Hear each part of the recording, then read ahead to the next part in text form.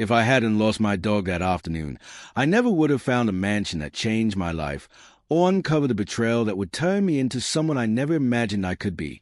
The sky was bleeding orange as I crashed through the underbrush, calling out for Daisy, my beagle mix. Her frantic barking had led me deeper into the wooded stretch behind my small cabin than I'd ever dared to wander. I'd owned the 32 acres for years, inherited from my grandfather, yet I'd only explored a fraction of it. It was peaceful, quiet, and supposedly untouched. Or so I believed, when the trees suddenly thinned and I stumbled onto a manicured trail, complete with solar lanterns and carefully trimmed hedges. I froze. This wasn't mine. Couldn't be mine. I lived in a rural, HOA-controlled neighborhood on the outskirts of town, and nothing about this area matched the messy wilderness I knew. But it was mine. The moment the trees parted, I saw it, a sprawling, modern lakefront mansion, shimmering glass walls reflecting the water behind it, a private dock stretching into the lake like a pointed finger claiming ownership. For a second, I thought I'd trespass onto someone else's property. Then realization hit me like a brick to the skull. The GPS on my phone showed my exact location, with a blue dot dancing right on top of my own land boundaries. And according to the map, the lakefront, my lakefront, shouldn't even have had a structure on it. My stomach plunged. The mansion wasn't near my land. It wasn't bordering it. It wasn't partially over the line. It was built entirely inside my property. My heart hammered. A chill ran through me that had nothing to do with the fading daylight. Suddenly, Daisy's barking snapped me out of my shock. I followed the sound to the back of the mansion, where she had wedged herself under the deck, snarling at a raccoon. After pulling her out and securing her leash, I looked around again with widening eyes. Everything here, this million-dollar architectural beast, the landscaping, the dock, it all sat on land I never sold, never leased, never authorized. What was happening? And more importantly, who had done this? I didn't need to wonder long, because at that moment, a white golf cart zipped into view, and sitting behind the wheel was the one person in the neighborhood I hated more than mosquitoes and property taxes combined, Graham Ellis, HOA president, self-appointed tyrant of our subdivision, and king of petty fines. His eyes widened when he saw me. "What are you doing here?" he barked, stepping out of the cart with a kind of false authority only HOA presidents and mall cops seemed to possess. My voice stayed cool, but my pulse roared in my ears. "Funny, I was about to ask you the same thing.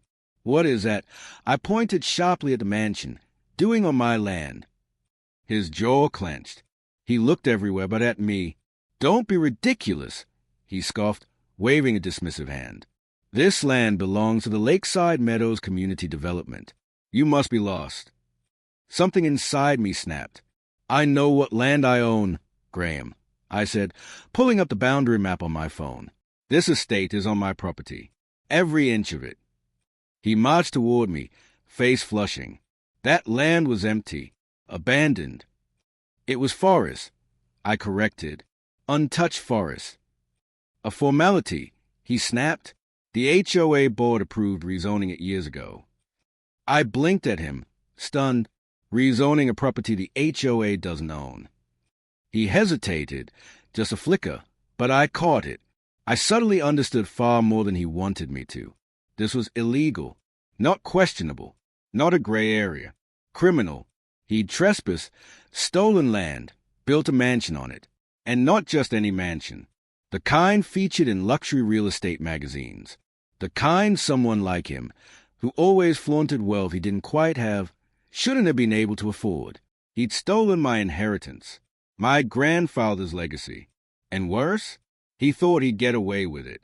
"Graham," I said slowly, fighting to keep my voice steady, "who owns this house?" His silence was all the answer I needed. He did. Suddenly, everything made sense. The way he constantly pressured me to sell, the sudden HOA fines on my cabin for aesthetic violations, the letters urging me to relocate for the good of the community. He hadn't been trying to drive me out because my cabin looked rustic. He'd been trying to clear space. My land wasn't just valuable. It was the only privately owned land touching the lake. And he'd wanted it for himself. I felt heat rising behind my eyes, but not from tears. From rage. "You're trespassing," he growled, stepping closer. And if you don't leave now, I'll call security." I laughed. A short, humorless sound. "Call whoever you want. Then call a lawyer. And maybe a demolition crew." His face contorted. "You're not taking this from me. It was never yours to begin with." He opened his mouth, but I cut him off sharply. "Do you honestly think you can erase the property records? The deeds? The county maps? Graham, tell me, did you really believe no one would ever figure this out?" My question hung in the air like smoke. For a moment, neither of us spoke. The wind rustled through the trees, and the lake lapped gently at the dock.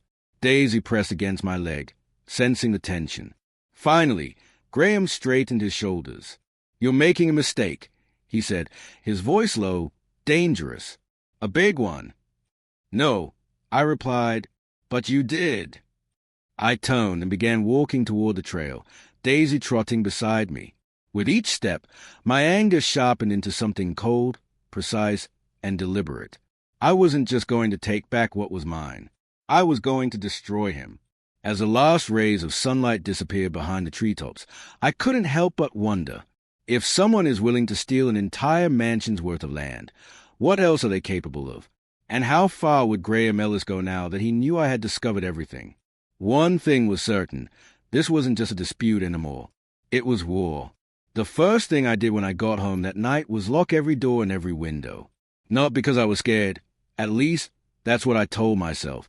But because I suddenly understood the sort of man Graham Ellis really was. A man who built a mansion on stolen land wasn't someone who played fair.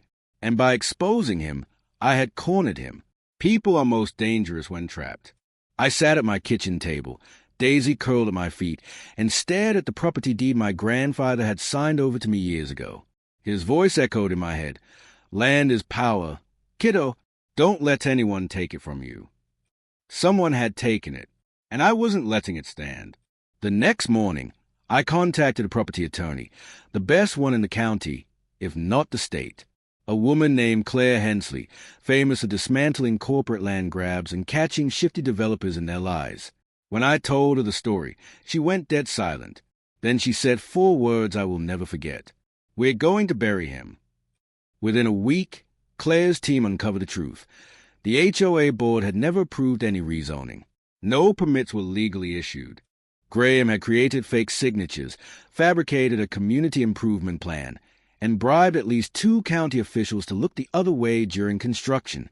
It was worse than I imagined. He didn't just steal my land. He orchestrated a conspiracy. Claire filed a lawsuit so thick with evidence it looked like a college textbook. Trespassing, theft, fraud, coercion, illegal construction, zoning violations, environmental violations. The list went on. We also demanded an immediate injunction. Graham was forbidden from setting foot on the property until the court ruled. When he was served the papers, he didn't take it well. 3 days later, I woke to the sound of a truck engine rumbling outside my cabin. Daisy barked furiously. I peered through the curtains and saw Graham in his golf cart, flanked by 2 HOA board members and a handful of contractors. They were holding chainsaws. I stormed outside. "What the hell do you think you're doing?" Graham stepped off the cart, smug despite the legal storm swirling around him. "Maintenance," he said casually. "Your cabin violates several HOA landscaping ordinances. Dead trees, overgrown brush." "This is not HOA land," I snapped. "My property is exempt. You know that." "Not for long," he countered, lips curling. "Once we settle this, your little shack is coming down. You're violating the injunction."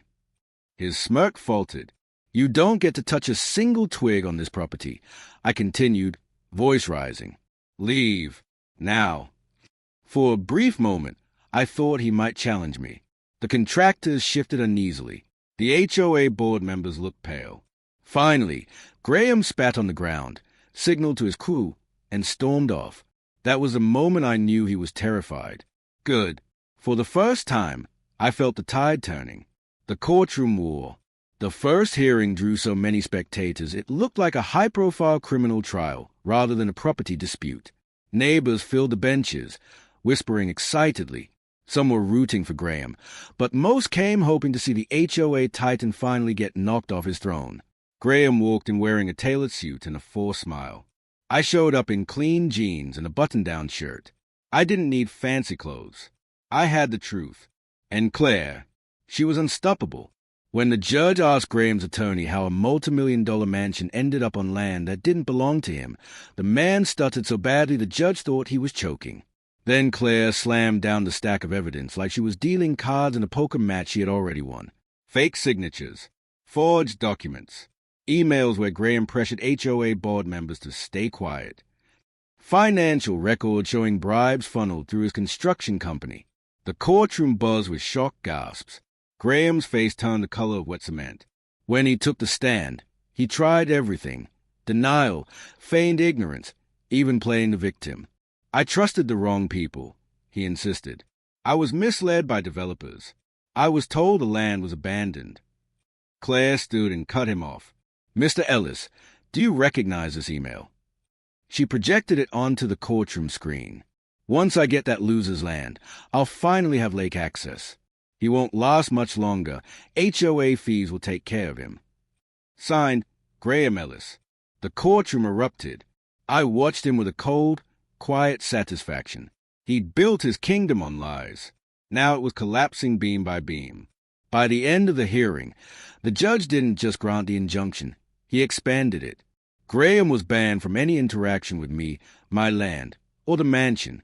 The construction was ordered to halt immediately, and the county launched a separate investigation. But the real blow came 2 months later, during the final ruling. The verdict. The judge didn't mince words.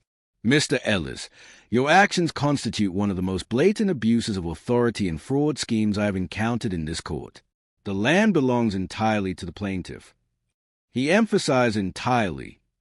Graham's eye twitched. All construction rights were stripped. All permits were voided. The mansion, dock, landscaping, all of it, was declared illegally built. Then the judge turned to me. In cases like this, he said, the law is clear. All structures built on another person's land without permission become the property of the landowner. I blinked. What? The gallery gasped. Claire placed a hand on my shoulder and whispered, You just inherited a $3 million mansion. The judge continued, Mr. Ellis is also responsible for all damages, legal fees, environmental restoration of the surrounding land, and back compensation for unlawful land use. Graham stood up, red-faced. This is absurd. That mansion is mine. It was, the judge replied coolly. Now it belongs to the rightful landowner, the man you tried to ruin. I could feel Graham's hatred like heat on my skin, but I didn't flinch. Not anymore. The gavel came down. Case closed. Revenge served ice cold. Winning the mansion should have been the end of it. But revenge is a funny way of stirring deeper justice. As investigators dug into the fraud trail, they uncovered even more: embezzled HOA funds, missing maintenance budgets, bribes disguised as consulting fees.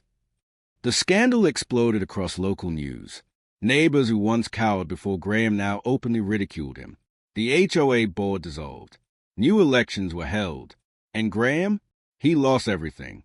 His job, his reputation, his assets, seized to pay restitution and legal penalties.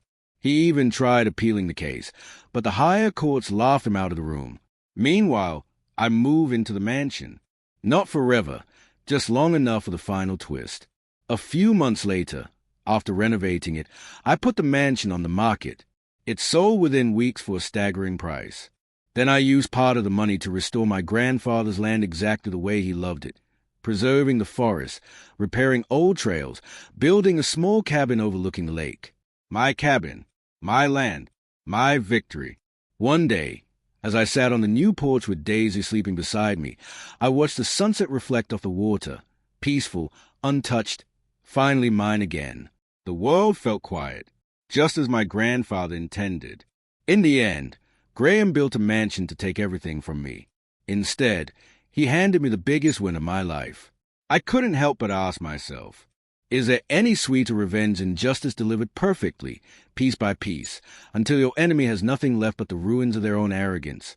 I already knew the answer. Yes, watching them realize it.